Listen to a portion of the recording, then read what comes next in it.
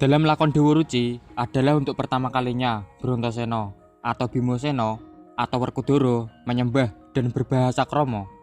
Wujud pengabdiannya kepada sang guru sejati, guru suci, Sang Hyang Bathara Dewaruci.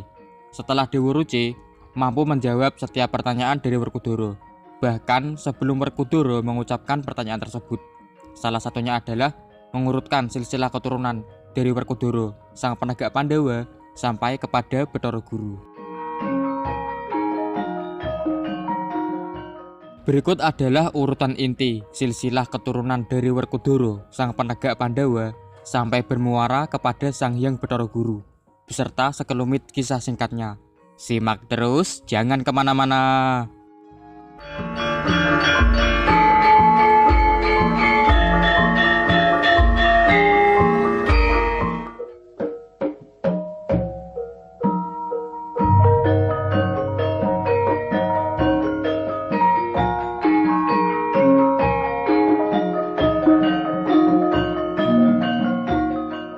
Yang pertama adalah Pandu Dewayono atau Pandu Dewanata, ayah dari Werkudara dan ayah dari Pandawa V.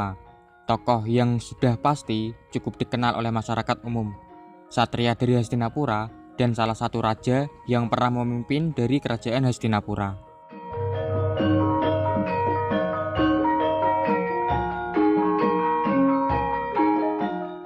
Beberapa lakon dari pagelaran wayang kulit Jawa yang memunculkan Pandu Dewanata adalah Pandu Lahir, Pandu Sraya, Pandu Nyirepagebluk, Gondomono Lahir, Sayembara Kunti, Bima Bungkus, Gondomono Luweng, Gondomono Tundung, Pandu Grogol, Perang Pamuksa, dan mungkin masih ada lakon lain yang memunculkan tokoh Pandu Dewanata.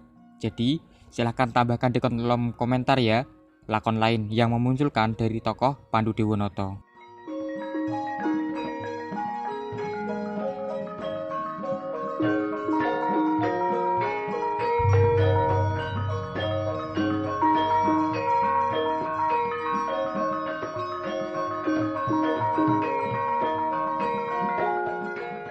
Yang kedua adalah Begawan Abiyasa atau menyandang nama Prabu Kresna Dwipayono saat menjadi raja di Hastinapura.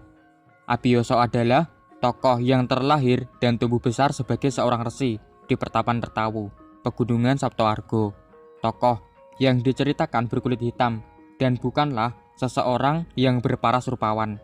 Karena suatu alasan, Abiyasa sempat menjadi raja di Hastinapura sebagai raja sementara.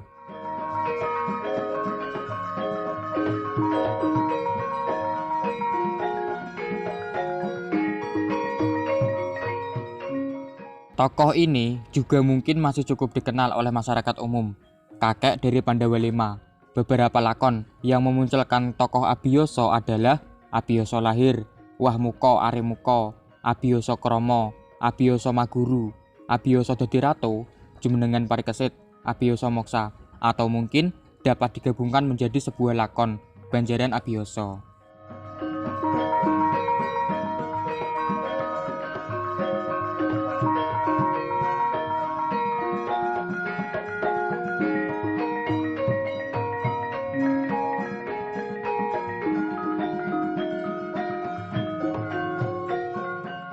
Berikutnya adalah Resi Parasara atau Resi Palasara. Mungkin masih cukup asing, karena di era ini cukup jarang kisah leluhur Pandawa dilakonkan dalam pagelaran wayang kulit Semalam Suntuk. Resi Palasara atau Begawan Palasara adalah seorang pertapa yang sejak lahir sampai akhir hayatnya adalah sebagai seorang pertapa.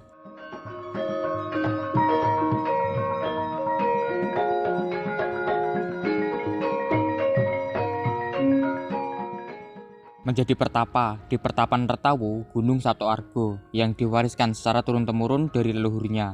Sebuah pertapan yang sangat diagungkan di setiap masanya, sangat dihormati oleh negara-negara lainnya yang memahami akan keagungan pertapan di Gunung Saptawarga.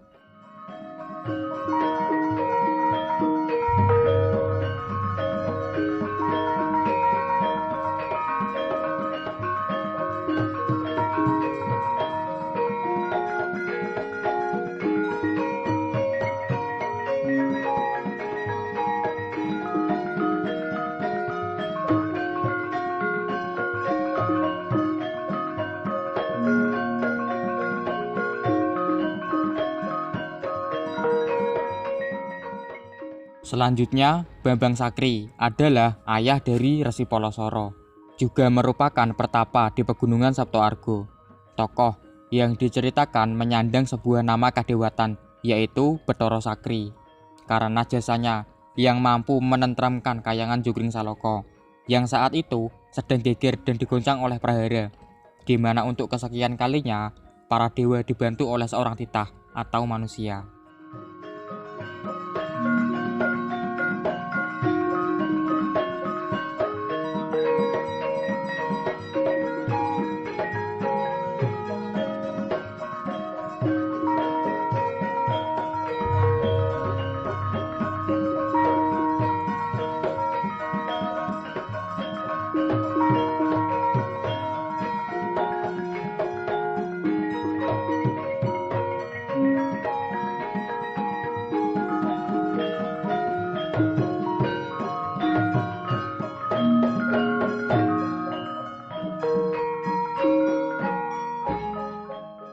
Lalu Bambang Sekutrem, ayah dari Bambang Sakri, tokoh yang berperan dalam kepemilikan pusaka-pusaka kadewatan terah dari pertapan Retawu, Gunung Saptoargo, yang diwariskan secara turun-temurun kepada yang benar-benar layak memilikinya. Jamus Nyang Jimat Kalimosodo, Tombak Korowelang, Panah Sarotomo, Panah Ardu Dedali, dan Payung Tunggul Naga.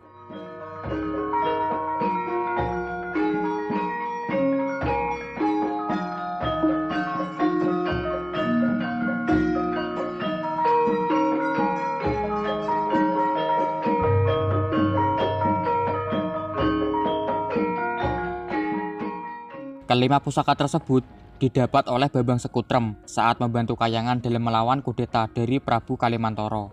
Setelah gugur, Prabu Kalimantoro beserta pasukannya berubah menjadi pusaka, yang kemudian menjadi milik dari Bambang Sekutrem, lalu diteruskan oleh Trah Saptoargo sampai terkenal sebagai pusaka dari Kerajaan Ngamarta era Prabu Puntadewa atau Darmakusumo.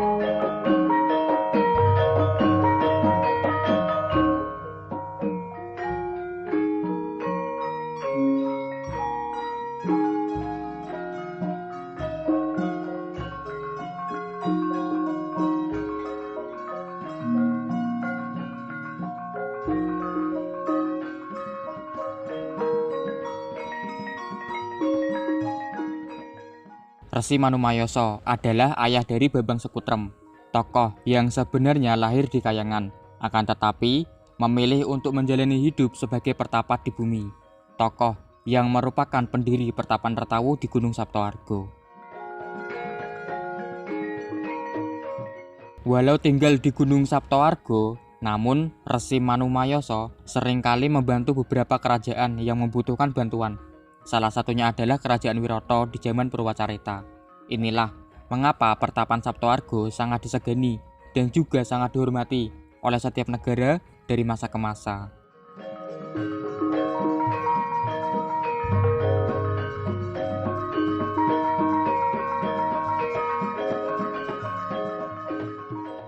Resi Manumayoso juga tokoh pertama yang dipamong oleh Ponokawan Semar, bahkan menempatkan Semar selayaknya saudara, dan selalu menempatkan Semar di tempat yang sangat dihormati oleh dirinya dan juga keturunannya kelak, hingga sampai Semar mengabdi kepada Pandawa di era berikutnya.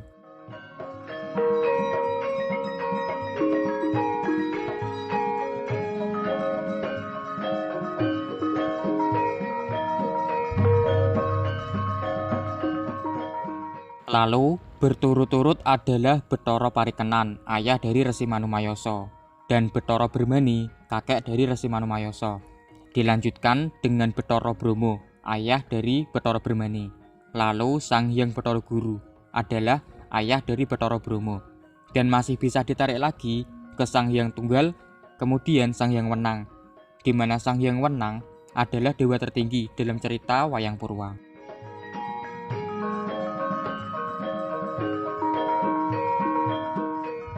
Jadi, secara singkat, silsilah keturunan dari Werkudara sampai dengan Bathara Guru adalah Werkudara itu sendiri, lalu Pandhudewanata, Begawan Abiyasa, Resi Parasara, Babang Sakri, Babang Sekutrem, Resi Manumayasa, Babang Parikenan atau Bathara Parikenan, Bathara Bermani, Bathara Brahma, lalu Bathara Guru. Itulah silsilah dari Werkudara, sang penegak Pandawa sampai bermuara ke Sang Hyang Bathara Guru yang sering dibahas dalam lakon Dewa Ruci, pertemuan Bima dengan Sang Guru Sejati, Sang Guru Suci, Sang Hyang Bathara Dewa Ruci. Semoga bermanfaat dan silakan komentar untuk sebuah pertanyaan atau menambahkan cerita di video ini, karena pasti ada kekurangan. Sampai jumpa lagi.